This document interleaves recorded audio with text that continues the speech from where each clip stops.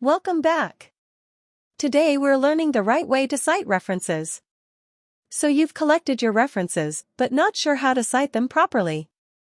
Here is our first example. These are not the ways to cite your paper. The period should not come before the first bracket, and no initials must be included here. At the same time, the citations must not be included in the middle of the sentence as well. The right way would be, the citations must always be at the end with the author name and year of publishing the paper. Similarly, let's say you have two authors here, we never use the word and or at all. We use the ampersand symbol in between.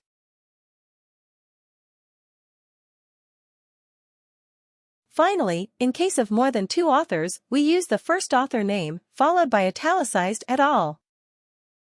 I hope you're clear on citing references in the Harvard style now. Stay tuned for more such videos and good luck!